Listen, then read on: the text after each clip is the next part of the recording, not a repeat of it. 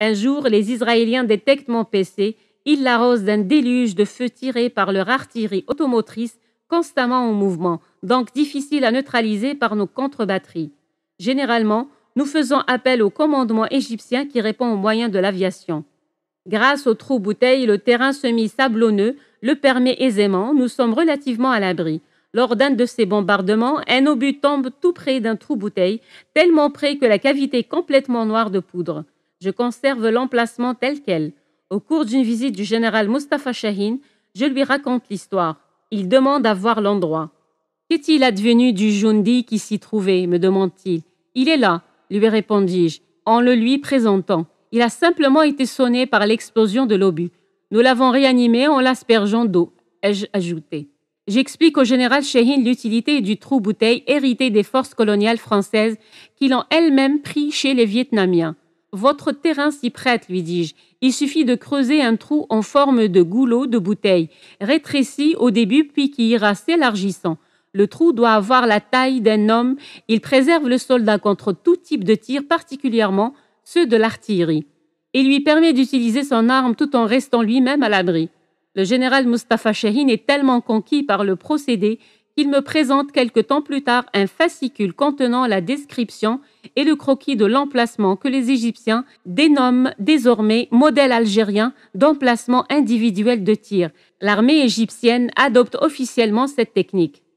Durant sa participation à la guerre d'usure en Égypte, la 2e brigade algérienne a donné plus de coups aux Israéliens qu'elle n'en a reçus. Les pertes qu'elle a subies face à l'ennemi ne dépassent pas celles dues aux accidents de la route ou provoquées accidentellement par les armes à feu. Le radar de Suez ou le savoir-faire des Israéliens. Djebel Shabrawit, qui domine le lac Hamel à quelques 10 km de distance, est une des rares hauteurs dans la région. Il est composé de 2 ou 3 monticules de 200 à 300 mètres d'altitude. Sur le sommet le plus haut est positionnée une unité de DCA équipée de canons de 20 mm qui essaie tant bien que mal d'interdire une portion de ciel à l'aviation israélienne. Des chasseurs bombardiers israéliens, sûrs de leur supériorité, se présentent quotidiennement à la même heure, 16 heures précises, et attaquent selon le procédé encabré, de manière à se trouver sur le dos et dans la direction opposée à l'objectif choisi pour larguer leurs bombes. Le but recherché au-delà de la destruction de la DCA, positionné sur le sommet de Shabrawit, est de saper le moral des troupes adverses. L'aviation égyptienne reste prudemment au sol, s'évitant un tir au pigeon ravageur. Le rituel dure des semaines. Comme ces attaques sont spectaculaires, il nous arrive parfois, juchés sur un monticule, d'observer le carrousel. L'audace des Israéliens est due à l'étude patiente du problème pour aboutir à la meilleure solution. Ensuite, à la mise en œuvre déterminée des plans arrêtés par des états-majors réalistes, pragmatiques et intelligents. 2 mois après mon retour en Algérie, l'état-major israélien réussira le tour de force de faire main basse sur un radar nouvellement acquis par les forces égyptiennes. Tridimensionnel, de conception récente, le P-37, qui attise la convoitise de l'armée israélienne, est capable de déterminer non seulement la distance et la direction, mais aussi l'altitude des aéronefs, quand bien même ils voleraient très bas. Il permet d'avoir l'ensemble des informations susceptibles de faire intervenir efficacement tout type de vecteur antiaérien. Dans les dernières semaines de ma présence en Égypte, j'avais parcouru dans tous les sens la région où était positionné le Centre de détection et de contrôle, CDC, auquel appartient le radar, volatilisé. Je ne pouvais imaginer qu'il puisse arriver une telle chose. Cet objectif classé sensible doit obligatoirement bénéficier de plusieurs défenses, tant statiques que mobiles, alignant des systèmes de feu terrestres et antiaériens. Apparemment, ce n'était pas le cas. Les Israéliens qui ont décelé des failles dans le dispositif ont monté une opération qui leur a permis, dans un premier temps, d'isoler et de fixer les troupes au sol par des feux terrestres et aériens, puis leurs paracommandos ont démonté et arrimé les différentes parties de l'équipement à des élingues accrochées à des hélicoptères qui ont pris ensuite la direction de l'Est sous les regards ahuris des soldats égyptiens. Le Caire menacé. Au début de l'été 1969, le général Shahin m'informe que ma brigade passe sous le commandement de la 2e division blindée, dont la zone d'action touche la limite de la 18e division et s'étend jusqu'à l'Ismaïliya au nord. Le lendemain, je me présente au nouveau chef de la division à laquelle je viens d'être rattaché. Son poste de commandement est situé dans un blocos datant de la Seconde Guerre mondiale. Je suis immédiatement introduit. Le général, très avenant, m'invite à partager son dîner. Ainsi, vous me parlerez de votre brigade et vous ferez connaissance avec vos camarades égyptiens. Il règne une excellente entente entre tous ces officiers. Il est évident que le chef a su créer une ambiance cordiale autour de lui. Alors que nous n'avons pas encore fini de dîner, une alerte aérienne retentit. Nous nous ruons vers l'extérieur et nous nous alignons par une nuit très noire devant le poste de commandement. Les avions israéliens lancent des fusées éclairantes et des bombes incendiaires sur les positions égyptiennes avancées toutes proches. Nous restons sur place le temps que dure l'alerte. Puis, le chef de division nous invite à reprendre nos places. Nous expédions vite notre dîner avant de nous séparer. Le chef de la 2e division vient à 2 reprises en visite d'inspection chez moi. Il pose beaucoup de questions, s'intéresse à tout. Il repart à chaque fois satisfait. Un matin, le téléphone sonne. C'est le général Shehin. Frère Khaled, nous sommes de retour. À partir de maintenant, tu es de nouveau sous mes ordres. Et d'ajouter, je t'attends au poste de commandement de la 18e division vers 11 heures. Quelque peu surpris de ce prompt retour, je réunis mes papiers, mes cartes surtout, et je prends le départ. Le poste de commandement de la 18e ne se trouve qu'à 10 minutes. À peine ai-je franchi la lisière du bois bordant le canal que je vois des véhicules et des engins par dizaines, que dis-je, par centaines, éparpillés à même le sol, à même le désert, sans aucune protection. Je ne sais pas encore à qui appartient tout ce parc. Cette façon de faire contraste totalement avec la manière de faire du général Shehin. S'agit-il bien de la 18e division? Encore étonné que les Israéliens n'aient pas profité des cibles qui leur étaient offertes, je me présente devant la casemate du général. Il est derrière ce qui lui sert de bureau. Apparemment content de me revoir, il m'accueille avec un grand sourire. Il se lance dans des explications concernant l'aller et retour de son unité, puis il me demande si j'ai suivi les événements de la veille. Je me contente d'une réponse vague car je ne dispose pas de tous les détails. Je sais seulement que le branle-bas général a concerné tout le front. Les Israéliens ont tenté une incursion le long de la route qui mène au Caire, mais cela s'est passé dans le dispositif de la 3e armée et non pas dans la nôtre, la 2e. Les Israéliens sont parvenus à 60 km de la capitale. L'état-major général a opté pour la pire des hypothèses, une attaque sur le Caire, alors qu'il n'en était rien. Il a ordonné à toutes les unités qui étaient en dehors de leur dispositif initial de le rejoindre immédiatement. C'est ce que j'ai fait avec toute la division en une nuit. Mes unités n'ont pu malheureusement observer un minimum de mesures de sûreté. Je reste dubitatif. Pendant la guerre de libération, quelle que fut la fatigue des maquisards qui ont été au feu des jours d'affilée et qui ont fait des marches et des contre-marches exténuantes, le premier réflexe, dès que l'eau pointe, est de chercher la position la plus avantageuse pour voir venir au sens propre de l'expression. Mais là, je n'ai pas toutes les données pour pouvoir porter un jugement. Peu importe. Le général est content de la performance de sa division. En effet, effectuer une marche de surcroît la nuit avec 3000 véhicules et plus de 10 000 hommes sur une distance de 50 à 60 km est effectivement une prouesse. L'usure par l'artillerie. Les actions s'intensifient, celles de l'artillerie plus que celles des autres armes. L'artillerie égyptienne est conséquente en volume, mais ses performances, portée et calibre, sont inférieures à celles de l'adversaire. Elle porte ses tirs sur tout le front du canal ainsi qu'en profondeur dans le Sinaï. Les Israéliens, pour la faire taire, réagissent avec force, surtout par l'aviation. Au lendemain de l'un de ces bombardements, j'ai pu voir la carte de travail du colonel Abu Razala, chef de l'artillerie de la division. Il figure toutes les positions de ces unités, leurs objectifs ainsi que les précisions relatives aux différentes étapes d'application des feux. Il figure aussi les positions des chars désignés à participer à cette préparation. Les possibilités techniques et tactiques des chars dont disposent les Égyptiens, T-54, T-55 et T-62, sont dépassées. Leurs munitions aussi. Le meilleur char de l'époque est le T-66, dont la hausse de combat ne dépasse pas 1800 mètres. Comparativement, les chars israéliens équipés de lasers et dotés de boîtes automatiques de tir et de systèmes anti-choc assurant un certain confort aux équipages, tirent au but à 4000 mètres avec des munitions du type stabilisé d'une grande capacité de perforation, au point que les chars égyptiens sont détruits avant d'avoir détecté l'adversaire.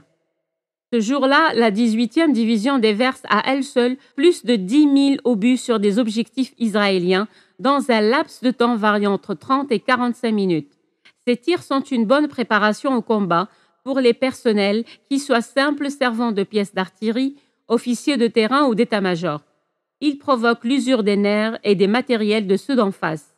À la fin d'une de ces journées de duel intense vers 22 heures, le chef de notre groupe d'artillerie, le capitaine Bousta, m'informe qu'une erreur de tir a pu provenir d'une de nos batteries.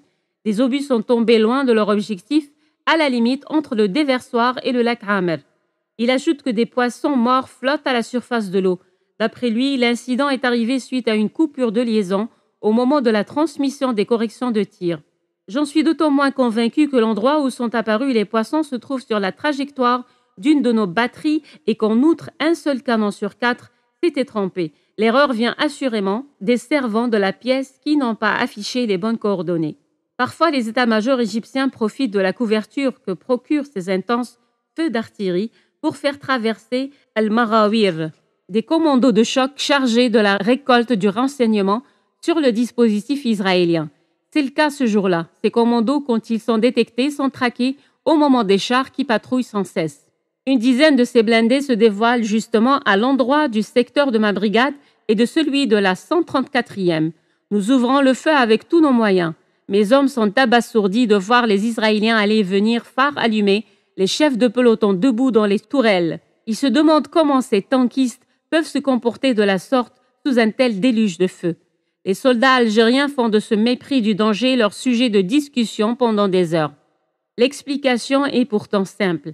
Ces militaires bien formés se savent hors d'atteinte des projectiles, car un char n'est vulnérable au combat que s'il reçoit de plein fouet un obus, et encore dans des endroits bien précis, le moteur ou la tourelle. Une chance sur 10 000 d'être atteint quand il s'agit, et c'était le cas ce jour-là, de tirs aléatoires. Le retour au pays. Courant octobre 1969, nous recevons l'ordre de nous préparer à la relève. Une nouvelle brigade, la 4e, commandée par Mohamed Allahoum, commence à arriver. Nous mettons au point le plan de remaniement du dispositif et les premiers détachements prennent le départ de nuit, vers le Caire où des avions Antonov 12 les attendent pour les rapatrier. Pendant toute cette période, nous ne voyons pas le temps passer pris que nous sommes par d'innombrables tâches. La guerre d'usure use surtout les nerfs. Les alertes fréquentes nous précipitent souvent dans les abris. Les Israéliens qui ont vent de la relève nous saluent et saluent les nouveaux venus à leur manière. Quand nous nous trouvons devant les abris, nous plaisantons pour passer le temps. Nous ne nous encouvrons à l'intérieur que lorsque, par expérience, nous comprenons que les obus sont pour nous. Certains nouveaux arrivants, en se plaquant au sol, déclenchent le rire des anciens. Moment particulier que celui des adieux aux frères égyptiens. Je prends congé du général Mustafa Shahin, l'homme qui m'a toujours considéré comme un membre à part entière de sa division, en m'invitant à participer à toutes les réunions avec ses cadres et en m'informant des moindres détails de ce qui se déroulait sur le front. La tristesse du départ est atténuée par le sentiment que ceux qui nous remplacent seront à la hauteur. Mohamed Allahoum a d'extraordinaires états de service. Je retournerai encore une 4e fois en Égypte au début des années 1970. Je fais partie d'une délégation chargée de remettre des équipements militaires aux forces armées égyptiennes. La mission est sous les ordres du colonel Mohamed Salah Yahyaoui. Nous sommes porteurs d'un message de Houari Boumediene par lequel il informe le ministre égyptien de la Défense, le général d'armée Mahmoud Fawzi, que l'Algérie met à la disposition de son pays 60 avions de combat, 150 véhicules blindés et 100 chars livrés par l'Union soviétique et payés par l'Algérie. Mes hommes et moi, quittant l'Égypte en guerre avec la satisfaction du devoir accompli, nous avons été aux côtés d'une armée qui se remettait peu à peu de sa défaite. La supériorité militaire des Israéliens n'a pas empêché l'armée égyptienne de franchir le canal et de surprendre l'ennemi malgré les fortifications de la ligne Bar-Lev, tant vantée par la propagande. L'armée égyptienne, en franchissant le canal, a démontré qu'elle était capable d'exécuter tout ce qui était planifié. Elle devra se préparer dans le futur, à savoir réagir à des situations inattendues. Le succès égyptien d'octobre 1973 a mis fin au mythe de l'invincibilité de Tsahal. Il a été préparé dans l'école de la guerre d'usure, l'Algérie et son armée ayant pris une grande part. Mais cette guerre d'octobre et ce qui s'en est suivi sont une autre histoire. Les parachutistes. De retour du Moyen-Orient, je suis appelé par Abdelkader Chabou qui me signifie que le président Boumediene me charge de former les premiers parachutistes algériens. La formation infanterie des parachutistes de type commando ne m'inquiète guère. Elle relève de ma spécialité. Mais les techniques du saut me sont totalement étrangères. Commander une école pour futurs parachutistes sans connaître l'ABC du parachutisme ne me paraît pas très sérieux. Je demande à être envoyé en formation en URSS. À Ryazan, à 350 km de Moscou où se trouve l'école des parachutistes, je suis encadré par un officier d'aviation et un officier d'infanterie. Pendant 2 mois et demi, les instructeurs nous apprennent ce qu'est le parachutisme, ses missions, ses techniques de saut et de largage des matériels. La mission du parachutiste dès qu'il atteint le sol est celle du fantassin. Le parachute n'est qu'un moyen de transport. Le parachutiste peut également assumer des missions civiles en cas de catastrophe naturelle, comme il peut participer à la formation des jeunes dans des clubs de parachutisme. Il peut en outre, en cas de guerre, assurer des missions difficiles derrière les lignes ennemies, dans des actions de commando ou marquer des zones de largage. L'action peut s'exécuter en combiné, largage et pause. Unité redoutable, les parachutistes peuvent conquérir des objectifs stratégiques importants, tels les aérodromes. Une fois l'aéroport occupé et sécurisé, les avions peuvent atterrir et débarquer hommes et matériel. Les sections sportives munies de masques à oxygène sont larguées en chute libre à partir d'altitudes pouvant aller jusqu'à 8000 mètres. Mon stage terminé, je reviens à Alger avec une équipe de spécialistes conduite par le général Kourouchkine pour réaliser ensemble l'étude de faisabilité. Nous commençons par rechercher un site proche d'un aéroport afin de réduire les coûts et les temps. L'option Sétif abandonnée, cette ville à près de 1000 mètres d'altitude, ne convient pas à des jeunes recrues inexpérimentés. Le choix se porte sur Biskra. Biskra dispose d'un aérodrome. De plus, le nombre de jours ensoleillés et les vitesses des vents calculées sur les 10 dernières années sont favorables. Une altitude à moins de 5 mètres au-dessous du niveau de la mer et des zones de largage près de Sidi Ourba, dont de grands espaces arrangent notre affaire. La vitesse des vents pour les débutants ne doit pas dépasser 5 à 6 mètres secondes. Les sauts de combat, quant à eux, peuvent se réaliser sur n'importe quel site, en montagne, en forêt, au-dessus de l'eau, de jour comme de nuit. Dans ce genre de saut, les hommes sont équipés de l'armement individuel et collectif. Fusils mitrailleurs, lance-roquettes, postes de transmission et autres équipements. Le matériel lourd est soit largué dans des sacs spéciaux, soit arrimé sur des chariots de 500 kg à amortissement à nid d'abeilles. Les plateformes de 3 à 5 tonnes sont munies de fusils rétroactifs pour le freinage. Un ingénieur soviétique, avec l'aide de spécialistes algériens, réalise la cité aéroportée, où pas un agrès d'entraînement ne manque. Simulateur de saut, parcours de lutte contre les chars et parcours du risque. La tour de saut est fabriquée par la SNS Al-Hajjar. Les parachutes sont pliés par les sauteurs eux-mêmes. Le pliage dure une demi-journée. L'opération est simple, mais la moindre erreur dans la mise en état du parachute peut entraîner mort d'homme. Les Soviétiques optent pour cette méthode parce qu'au cours de la Seconde Guerre mondiale, leurs bases de pliage sont entièrement détruites par la Luftwaffe et leurs parachutistes sont dès lors utilisés comme fantassins. Ailleurs, on utilise des plieurs spécialisés, principalement des femmes, plus adroites pour ce genre de tâches. Au début, l'avion de combat que nous utilisons, l'Antonov 12, largue à une trop grande vitesse, 360 km/h, avec sortie par l'arrière, occasionnant de grands tourbillons d'air. Le parachute utilisé à cet effet est de type commandé, muni d'un stabilisateur, au même titre que ceux employés pour les sauts en montagne. Le saut de combat se fait en commandé, le parachutiste tire lui-même sur la manette au bout de 5 secondes. Les parachutistes, pour leur premier saut, sont équipés d'un appareil à ouverture automatique qui actionne la manette d'ouverture en cas d'évanouissement au sortir des tourbillons.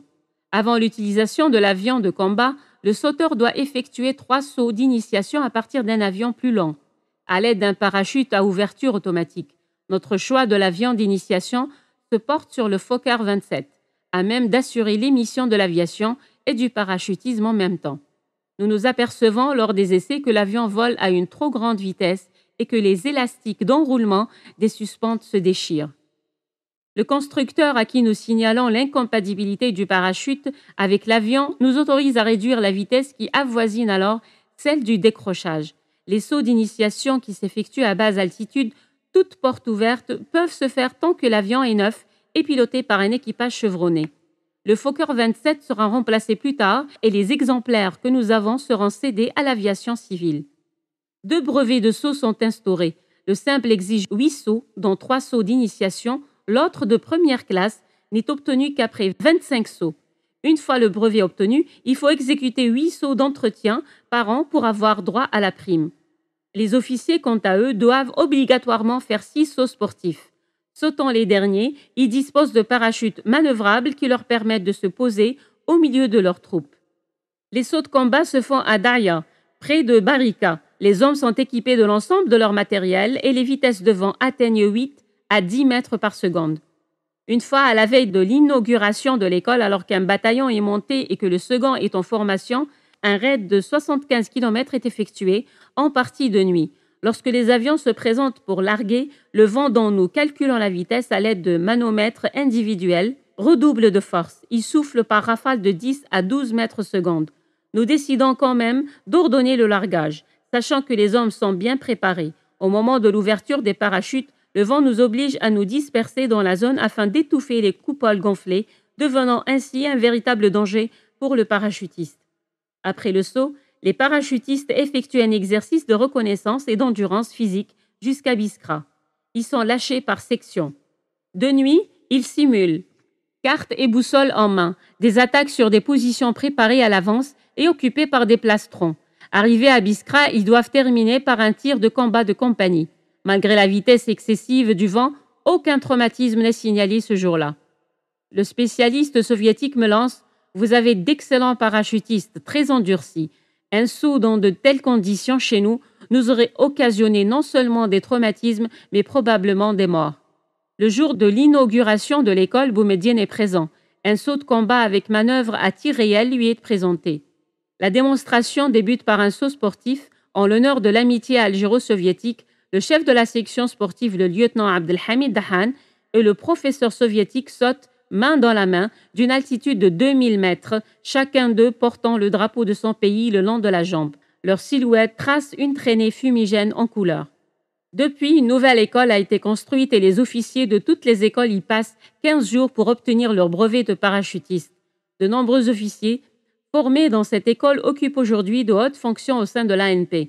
Certains sont chefs de division d'infanterie, d'autres adjoints de régions militaires et beaucoup sont dans les unités de combat. À mon départ de Biskra, près de 10 000 sauts sont exécutés. Un seul accident mortel est enregistré. Je garde quant à moi un souvenir inoubliable de tous les officiers, sous-officiers et hommes de troupes de ce corps d'élite qui m'ont accompagné et ont participé à la création de cette école, surtout ceux des premières et deuxièmes promotions. Mes pensées vont à ceux nombreux qui sont tombés au champ d'honneur, dont le colonel Hadj Sherif Djelloul de la première promotion de parachutistes, chef du secteur opérationnel d'Alger, mort en héros le 2 novembre 1994 alors qu'il tente de ramener à la raison des terroristes qui menacent de tuer des otages et de faire sauter l'immeuble où ils sont embusqués, au quartier Krim Belkacem, ex-Télémili, sur les hauteurs d'Alger. Après Biskra, alors que beaucoup de mes camarades sont passés à l'école de guerre et que mon travail de constitution du corps des parachutistes est bien avancé, je demande à partir à Paris pour compléter ma formation. Ma demande est acceptée.